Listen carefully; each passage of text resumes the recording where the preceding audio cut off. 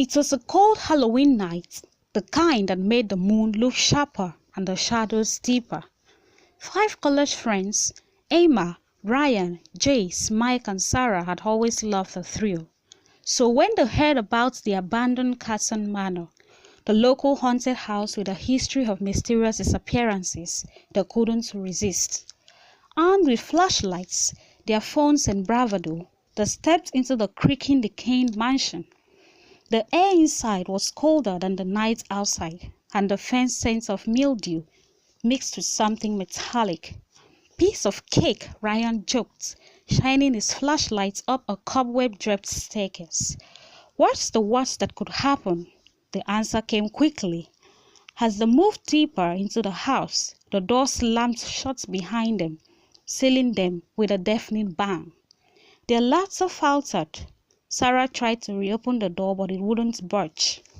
"It's just the wind," Emma said, her voice shaky. The house disagreed.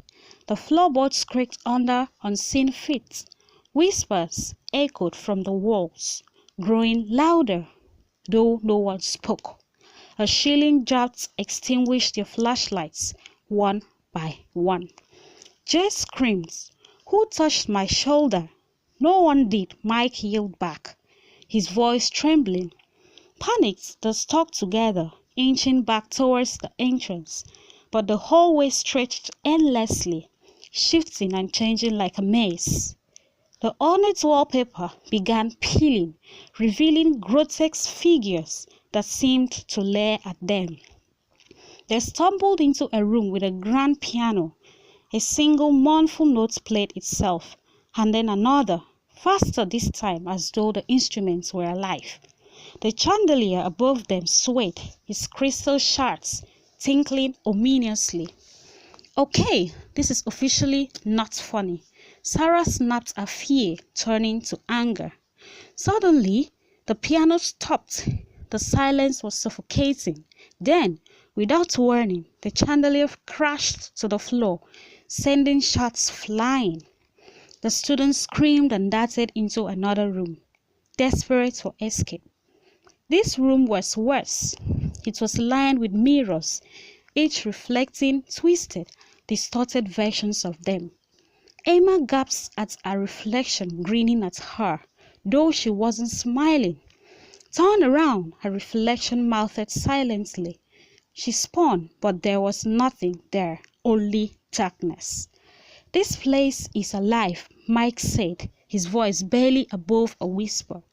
As if to confirm his fear, the walls began to close in, the mirrors cracking with sinister laughter.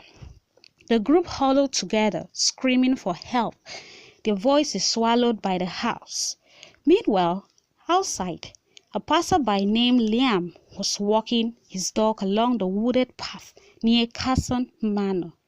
His dog, a golden retriever named Max, started barking frantically and pulling towards the house. "What is it, boy?" Liam asked, trying to hold him back. That's when he heard it, the faint, panicked screams from inside. Liam hesitated. Carson Manor was infamous, but it couldn't ignore the cries. Steeling himself, he grabbed a flashlight from his backpack and approached the front door. "Hello, is anyone in there?" he called out. No answer, just the eerie sound of wind and distant whispers. He pushed the heavy door open, surprised it yielded so easily. Inside, his flashlight revealed a decayed, grotesque interior. The air felt thick, almost alive. "Hey, if you're in here, shout again," Liam yelled. This time, the screams were louder and desperate. He followed them, navigating the labyrinthine corridors until he reached the room with the mirrors. Through the cracked glass, he saw the terrified faces of the students. "Hold on," Liam shouted.